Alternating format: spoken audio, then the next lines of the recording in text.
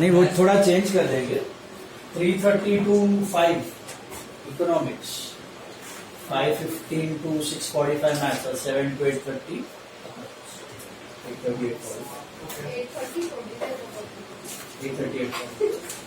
330 to 830 basically चलेगा ना?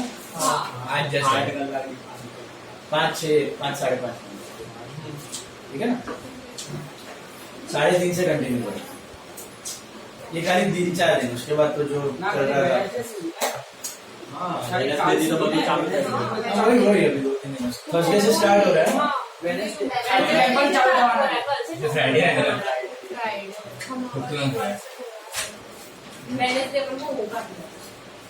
Wednesday से स्टार्ट हो रहा है रेगुलर हाँ हमारा अपन हमारा तो मॉर्निंग में ठीक है वेडनेसडे से we can have that evening वाला थिंग ठीक है जैसे पहले कर Saturday Sunday law alternative maths हो ना चलो ले लो फर्स्ट शीट ले लो फर्स्ट एकदम 11th में पढ़ा था ना जर्नल से पहले कोर ऑफ अकाउंट्स जितना बेसिक्स आपका क्लियर रहेगा ना उतना आपको आगे जाके कोई भी टॉपिक में ज्यादा कोई प्रॉब्लम आने वाला नहीं है everything in accounts is basic of 11th standard 11th standard में आपने फर्स्ट 2 टॉपिक में इतना ध्यान नहीं दिया होगा शायद इसकी वजह से आपको शायद अकाउंट में प्रॉब्लम आती है वो बेसिक्स एकदम स्ट्रॉन्ग करो एकदम क्लियर रखो आगे कोई दिक्कत आने वाली नहीं ठीक है so first topic of your 11th standard दिख रहा है क्या बड़ा फोकस है ब्लर नहीं है हाँ ब्लर नहीं है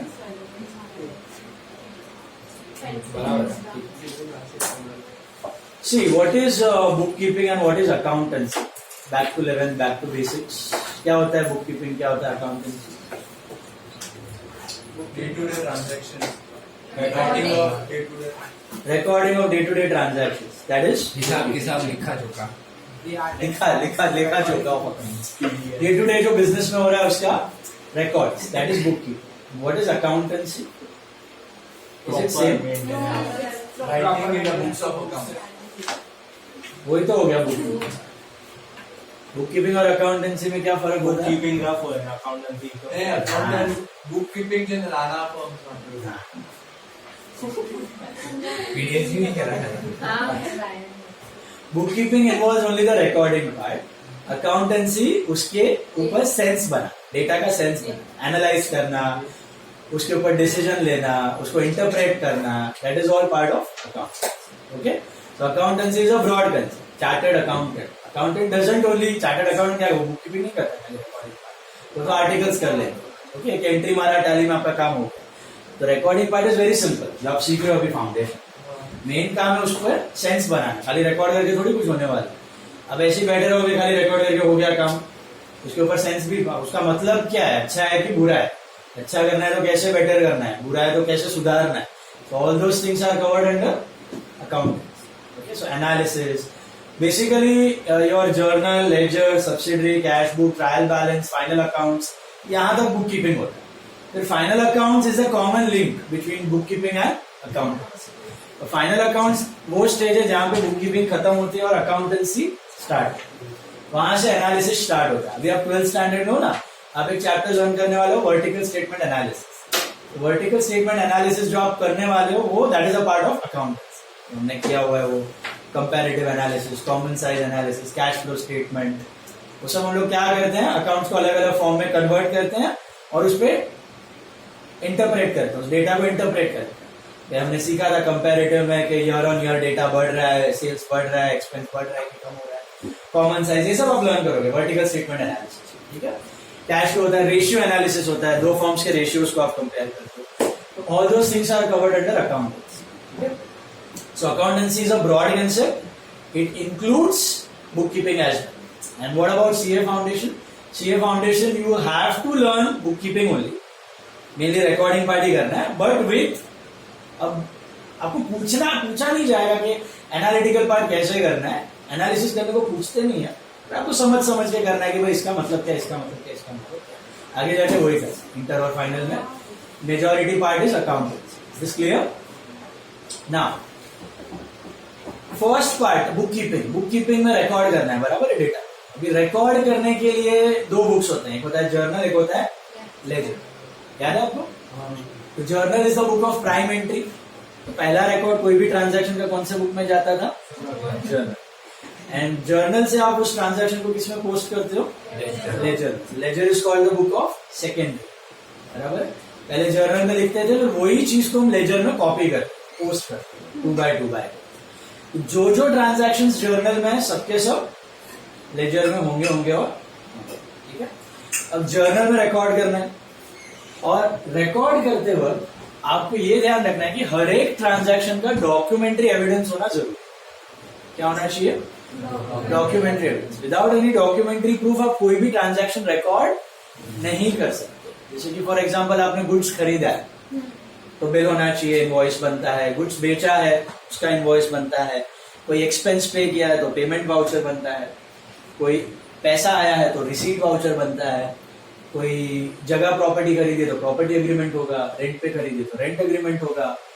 वैसे कोई भी आप एसेट खरीद रहे हो बिजनेस में, कोई भी एक्सपेंस पे कर रहे हो, कोई भी इनकम जनरेट हो रही है, कोई भी लायबिलिटी ले रहे हो, लोन ले रहे हो तो लोन का अग्रीमेंट होगा। बोलने का मतलब आप कोई भी ट्रांजैक्शन करते हो बिजनेस में, उसका एक डॉक्यूमेंट्री एविडेंस होना जरूरी है। डॉक्यूमेंट्री एविडेंस के बिना वो ट्रांजैक्शन वैलिड ट्रांजैक्शन नहीं है, it's a fake transaction. It's a fake transaction. काफी बिजनेसेस ऐसे करते हैं क्योंकि उनका अगर सपोज उनको प्रॉफिट्स कम बताना है, एक्सपेंसेस ज्यादा बताना है, तो एक्सपेंसेस हुए नहीं है, फिर भी बुक्स में दिखा देंगे कि ये एक्सपेंसेस इनकर हुए हैं। तो वो काम होता है चार्टर्ड अकाउंटेंट। चार्टर्ड अकाउंटेंट जब ऑडिट करता है तो ऑडिट में यही होता है। ऑडिट में क्या होता है? वाउचिंग एंड वेरिफिकेशन होता है। वाउचिंग किसके लिए? तो एक्सपेंस और इनकम के लिए। मतलब चार्टर्ड अकाउंटेंट जब ऑडिट पे जाएगा तब आपके बुक्स को ओपन करेगा, उसमें चेक करेगा कि ये इनकम्स है, ये एक्सपेंसेस आपने रिकॉर्ड किया है, इतना सेल्स दिखाया, इतना परचेज दिखाया, इतना कैरेज एक्सपेंस, इतना ट्रांसपोर्टेशन एक्सपेंस, इतना travelling expense, whatever you have shown. उन सभी एक्सपेंसेस और सभी इनकम्स को वाउचर्स के साथ मैच कर। वाउचर्स मतलब ये सब invoices, bills, payment voucher, receipt voucher, जो डॉक्यूमेंट्स होते हैं, उनके साथ हर एक ट्रांजैक्शन को मैच करेगा और चेक करेगा कि भैया ये ट्रांजैक्शन ये वाउचर के साथ मैच हो रहा है कि नहीं। अगर हो रहा है तो वेल एंड गुड, नहीं हो रहा है मतलब झोल झपाटा। That's what is vouching. That's what you will audit. So every transaction should have a documentary evidence. दूसरा होता है verification. Verification is mainly for your assets and liabilities. तो एसेट्स एंड लायबिलिटी सपोज आपने बुक्स में बता दिया आपके पास 10 लाख की मशीन है, 5 लाख की जमीन है, 20 लाख की बिल्डिंग है, 10 लाख की कार है, मोटर कार है, 5 लाख का एयर कंडीशनर्स है। तो चार्टर्ड अकाउंटेंट एक्चुअली जाके फिजिकली वेरीफाई करते हैं तो बुक्स में जो वैल्यू ऑफ एसेट्स दिख रही है और फिजिकल बिजनेस में वो एसेट्स एक्चुअली है कि नहीं। काफी बड़े बड़े कंपनीज इसमें भी झोल कर, कभी कभी शेयर प्राइस को मैनिपुलेट करना है, प्राइस को बढ़ा के रखना है, प्रॉफिट ज्यादा दिखाना है, तो वो लोग एक्सपेंस को इनकर किया होगा उसको एसेट में बता दो। कोई एक्सपेंस इनकर किया होगा, लेटेस्ट से बड़ा सा कोई रिपेयर एक्सपेंस किया है आपने 10 लाख रुपए का, उसको एक्सपेंस में ना दिखा के, पीएनएल में ना दिखा के बैलेंस शीट एसेट में दिखा, तो एक्सपेंस कम हो गया, प्रॉफिट्स बढ़ गए, शेयर होल्डर्स को लगेगा कंपनी अच्छी है, प्रॉफिट्स हो रहे हैं, मार्केट प्राइस अच्छा है, शेयर प्राइस बूस्ट हो जाएगा। लेकिन एक्चुअली वो एक्सपेंस अपना एसेट था ही नहीं, आपने गलती से नहीं, जानबूझ के उस एसेट को, उस एक्सपेंस को आपने क्या ट्रीट कर लिया है? एसेट ट्रीट कर लिया। वो आपको वेरिफिकेशन में पता चलता है। आप जाओगे गोडाउन में, आप देखोगे कि ये 10 लाख का मशीन बता रहा है, फिजिकली तो साला मशीन है ही नहीं, बुक्स में दिखा रहा है 10 लाख की मशीन, कहां से? That is what you do in verification. So vouching and verification, audit के यही दो मेन हिस्से होते हैं। ट्रांजैक्शन को वेरीफाई करना, ट्रांजैक्शन को वेरीफाई करना विथ फिजिकल डॉक्यूमेंट्स या फिर physical assets and liabilities. So prime importance of book keeping, जब भी आप कोई ट्रांजैक्शन रिकॉर्ड करते हो उसका डॉक्यूमेंट्री एविडेंस होना जरूरी है। इसलिए आपने देखा होगा ब्लैक का माल है, कैश में हो रहा है, विदाउट बिल सस्ता मिलता है आपको चीज। क्यों विदाउट बिल सस्ती मिलती है? क्योंकि वो पूरा ब्लैक में हो रहा है, उसमें कोई रिकॉर्ड रखा ही नहीं उसने। जो आप कैश में करते हो ना, वो बुक्स में रिकॉर्ड करना चाहिए लेकिन करता कोई नहीं। तो कैश वाला सीधा का सीधा 12 बारी निकल जाता है, आपके बुक्स में कभी रिकॉर्ड नहीं होता। उस पर जीएसटी भी नहीं लगता है, उस पर टैक्सेस भी नहीं लगता है। उसी से बचने के लिए फिर अभी जीएसटी का वो लोग ने लूप होल्स को कवर करने के लिए रिवर्स चार्ज मैकेनिज्म और ऐसा सब चीज डाला हुआ है। बट स्टिल कैश में आप करोगे तो उसके बिल्स बनते नहीं है, वो 12 बार ट्रांजैक्शन निकल जाएंगे, तो बुक्स में रिकॉर्ड, उस पर टैक्स वैक्स भरते नहीं हो, वो वाइट के ट्रांजैक्शन नहीं, तो कोई रिकॉर्ड नहीं। दैट्स व्हाई पीपल जो कैश वाला पार्ट जो करते हैं वगैरह वगैरह, so that is a entirely a black thing in the sense not covered under border line of bookkeeping and accounting. वो बाहर कभी एक्चुअल ट्रांजैक्शन में दिखने वाला। सो इसके लिए government encourages all bank transaction, UPI करो यूपीआई करो यूपीआई करो। 15-20 रुपए भी लोग यूपीआई में पे करके निकल जाते हैं, उसमें नाक में दम हो गया जो ब्लैक में करने वाले। ब्लैक का ट्रांजैक्शन ऑटोमेटिकली बहुत कम होते जा रहा है, कैश का यूज बहुत कम होते जा रहा है। एक बार आप बैंक के थ्रू चले गए तो बैंक में ट्रांजैक्शन को ट्रैक करना इज वेरी वेरी इजी। आप बैंक का कोई भी एंट्री करो, 10 रुपए का भी करो, आपको एसएमएस आ जाएगा, ट्रांजैक्शन आईडी आ जाएगा, उसको कहीं से भी क्लिक में ट्रैक करना इट्स नॉट अ डिफिकल्ट। उसका रिसीट ऑटोमेटिकली जनरेट हो जाता है, आपको अलग से कोई डॉक्यूमेंट मेंटेन करने की जरूरत नहीं पड़ती। बैंक हो गया तो इट इज ऑल वाइट, उसमें आप ब्लैक कर ही नहीं सकते। सो दैट्स व्हाई गवर्नमेंट इंसिस्ट्स कि आप सब ट्रांजैक्शंस बैंक के through rather than going for cash. Okay. आप लोग भी करना सकते बैंक के through, hopefully. Now let's move ahead to recording part. When you record the transaction in bookkeeping in journal, there are two methods, two systems. One is traditional, one is modern. Traditional system आपने सीखी होगी, पहले तो आप जो transaction होता है it's a 2-way process, exchange होता है। And we follow which type of system? Single entry or double entry? Double entry. Every transaction has got two aspects, debit and credit. एकदम जिस्ट में समझना तो what is debit, what is credit. So एकदम core मतलब layman के लिए समझने के लिए, डेबिट मतलब receiver of the benefit and credit मतलब गिवर ऑफ द बेनिफिट। एकदम कोर सेंस में समझना, तो हर एक ट्रांजेक्शन में अप्लीकेबल नहीं है। इन जनरल डेबिट मतलब receiver of the benefit, credit मतलब गिवर ऑफ द बेनिफिट। मतलब एकदम बाल्टी खाल उधर मत बैठना। Debit credit are simply 2 words बनाए गए हैं जिससे आप हर एक ट्रांजैक्शन को अच्छे से रिकॉर्ड कर सकते हो। इट्स लाइक आप ट्रैफिक सिग्नल पे जाते हो, रेड सिग्नल होता है तो रुक जाते हो, ग्रीन होती है तो निकलते हो। एक कोड है, वो सिग्नल एक कोड है, भैया रेड है तो रुकना है, ग्रीन है तो चलना है, ऐसा। कभी कोई कंट्री में उल्टा सिग्नल हो, ऑरेंज है तो रुकना है, व्हाइट है तो ब्लू है तो निकलना है, ऐसा। तो ऑरेंज पे आप रुक जाओगे, ब्लू पे आप निकल जाओगे, वैसा। वैसे ये डेबिट और क्रेडिट का कोई चीज से पर्टिकुलरली लेना देना नहीं है कि अच्छा है कि बुरा है। डेबिट मतलब अच्छा, क्रेडिट मतलब बुरा, डेबिट मतलब good for the business, credit मतलब bad for the business, nothing like that. It is just a coding system developed to record all the transaction systematic. एक कोड लैंग्वेज डेवलप की गई है अकाउंट्स की, सभी ट्रांजैक्शन को एक सिस्टमैटिक वे से रिकॉर्ड करने के लिए, और कुछ नहीं। जैसे आप अपने फ्रेंड्स के साथ कुछ कोड लैंग्वेज बना के देख देते हो कि तीसरे को पता न चले, आपको दो को आपस में बात करनी है ऐसे ऐसे हाथ के इशारे में, तो that is a code language of recording the transaction in books. कि ये कोड लैंग्वेज जो जिसको पता है वो उसको समझ में आ जाएगा कि ट्रांजैक्शन का मतलब क्या है। अगर आपको डेबिट क्रेडिट की लैंग्वेज पता है तो आप जापान में हो कि यूएसए में हो कि इंग्लैंड में हो कि यूके में हो कि फ्रांस में हो कि यूरोप में हो कि कहीं पर भी हो, आपको पता चल जाएगी कि ये डेबिट है मतलब ये सेंस बनता है, एसेट डेबिट हुआ मतलब एसेट बढ़ा है, लायबिलिटी क्रेडिट हुई मतलब लायबिलिटी बढ़ी है। तो आपको डेबिट क्रेडिट का मतलब समझना है, वो कोड आपको समझना है, उसको आप पढ़ोगे तो आपको डिकोड करके आप समझ पाओगे वो ट्रांजैक्शन का मतलब क्या। तो डेबिट क्रेडिट इन उसका कोई पर्टिकुलर मीनिंग बनता ये याद, it's just a code develop to record transactions. कल मैं उनको डेबिट को कोई दूसरा नाम दे दूं, डोडो दे दूं, क्रेडिट को कोडो दे दूं, डोडो एंड कोडो, that would be a system of bookkeeping. It doesn't make any sense as such. Debit का कोई अच्छा या बुरा मतलब है, क्रेडिट का कोई अच्छा या बुरा मतलब है। अब क्या डेबिट करना है और क्या क्रेडिट करना है, उससे पहले we need to classify every account into either traditional system या फिर मॉडर्न सिस्टम। तो बिजनेस में आप जब भी डील करते हो, ट्रांजैक्शंस होते हैं, ट्रांजैक्शंस को रिकॉर्ड करना। ट्रांजैक्शंस जितने भी ट्रांजैक्शन जितने भी चीजों के साथ आप डील करते हो, everything in and around the business can be classified into traditional में 3 कैटेगरीज एंड मॉडर्न में 4 कैटेगरीज। हर एक चीज जो बिजनेस से रिलेट करती है उसको आप ट्रेडिशनल में 3 कैटेगरी में क्लासिफाई कर सकते हो और मॉडर्न में 4।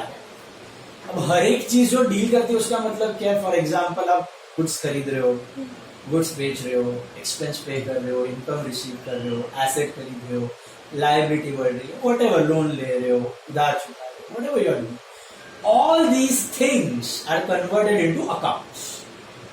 Everything is converted into an account. So what is an account? Account is a representation of what? Of all the things connected to the business.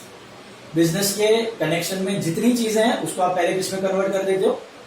Account. जैसे कि अजय से डील किया, अजय अकाउंट, गुड्स खरीदा, परचेज अकाउंट, गुड्स बेचा, sales account, income आई, income account, expense पे किया, expense account.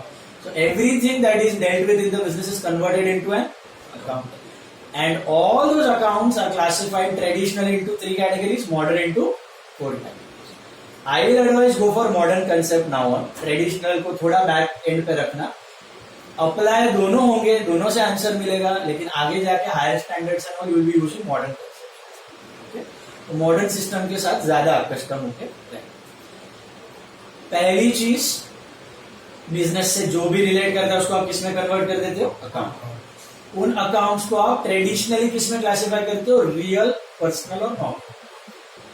What are personal accounts? Remember what are personal accounts? Personal accounts are accounts of all individuals, human beings and artificial institutes. Individual and artificial institute, Ram, Ajay, Sanjay, Vivek, Rahul, Ashok. Human beings you are dealing with, debtors, creditors, they all fall under personal category. And institutes, Reliance and Company, Tata and Company, Hinduja College, SIS College, Ajay and Sons, Vijay and Sons, Ram and Company, all departmental stores, all companies, all partnership firms, municipalities, BMC, okay, your trust, temple, any organization, any bank, जिसके अंदर activities carry on की जा सकती है, they come under the category of personal. ठीक है? Personal में ये ट्रेडिशनल वाले में डिवाइड कर रहे हैं, आपने सीखा होगा 11th स्टैंडर्ड। दूसरा था रियल। रियल में क्या आता है? All assets which are transferable. Assets that are transferable, जो आप एक बंदे से दूसरे बंदे को ट्रांसफर कर सकते हो। See, debtor is also an asset, but वो ट्रांसफरेबल नहीं। Bank is also an asset, but that is not transferable. They fall under the category of personal. That's why this traditional system has flaws. That's why this traditional system को back end पे रखना है, ज्यादा focus रखना है modern system. तो personal में होता है इंडिविजुअल और आर्टिफिशियल इंस्टीट्यूट्स, रियल में होता है all the assets, tangible, intangible सब आ गए, goodwill, patent, brand name, cash, furniture, brand name, copyrights, air conditioner, machines, plant, equipments, land, all this come under what? Real. And nominal में क्या आता है? All the expense, loss, incomes and gains. Expense, loss, income, gains, ये कौन से category में आता है? Rent paid, salary paid, interest receive, dividend receive, commission receive, discount receive. So all this come under your nominal category. ये traditional. Modern concept ज्यादा important है। Modern में हम लोग डिवाइड करते हैं इसको 4 कैटेगरी में, वैसे 6 है बट ब्रॉडली यूजिंग यही 4 होते हैं। कौन से 4 होते हैं? एक्सपेंस, इनकम, एसेट्स, और 2 होते हैं कैपिटल एंड ड्रॉइंग्स। ठीक है? तो कभी भी याद रखना, कोई भी बिजनेस, स्टोर प्रोप्राइटर हो, पार्टनरशिप फर्म हो, प्राइवेट लिमिटेड कंपनी हो, public limited company, listed company, foreign company हो, कोई भी फॉर्म ऑफ ऑर्गेनाइजेशन हो, कोई भी बिजनेस हो, नॉन प्रॉफिट ऑर्गेनाइजेशन हो, प्रॉफिट मेकिंग हो, कोई भी हॉस्पिटल हो, ट्रस्ट हो, टेम्पल, एनीथिंग, उसके जो भी डीलिंग्स हो रहे हैं, जो भी एक्टिविटीज हो रही है उस बिजनेस में, they can be classified into this 6 category. कोई भी अकाउंट को आप ये 6 कैटेगरी में डाल सकते हो। यही है कोड ऑफ अकाउंट्स। पूरा जो बोलते हैं ना, holy grail of bookkeeper, this is the holy grail. Any business, आप रोड पे चलते हुए कोई भी होटल को देखो, उसके अंदर के जो भी ट्रांजैक्शन हो रहे हैं उन कोई भी अकाउंट को आप ये 4 बेसिकली, ये तो सिंपल सा है, ये 4 में आप डिवाइड कर सकते, क्लासिफाई कर सकते। ऐसा कोई चीज नहीं है जो इसके बाहर जाता है, इसके परव्यू के बाहर कोई ऐसा अकाउंट होता। Any damn business revolves around only these 4 categories: assets, liabilities, incomes and expenses.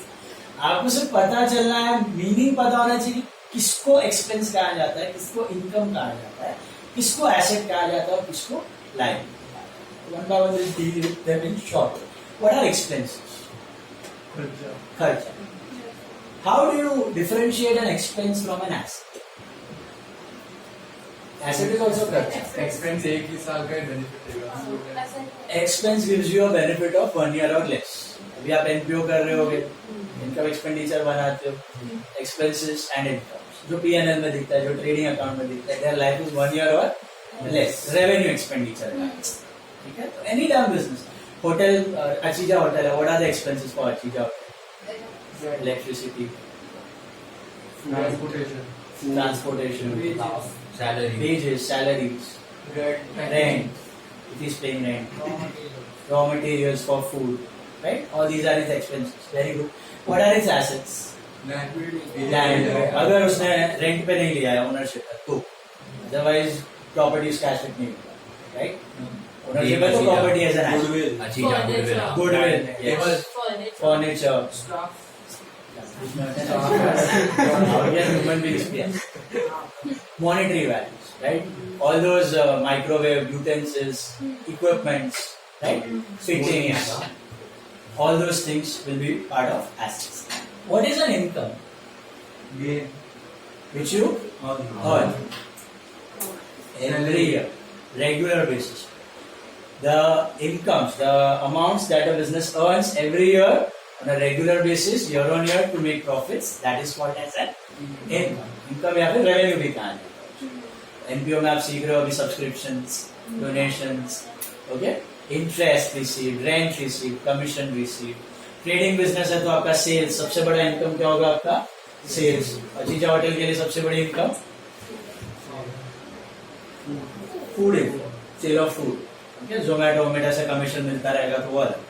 So basically food income, most of it is food income, right? Ancillary incomes भी हो सकते हैं। What are ancillary incomes? जो आपकी core activity नहीं है, जैसे कि अगर उसने कोई पोर्शन रेंट पे दूसरे को दिया हुआ है तो रेंट मिल रहा है उसको, उसने इन्वेस्ट किया हुआ है शेयर्स, डिवेंचर्स, बॉन्ड्स में तो उसको इंटरेस्ट, डिविडेंड, कमीशन मिल रहा है उसको, बराबर है?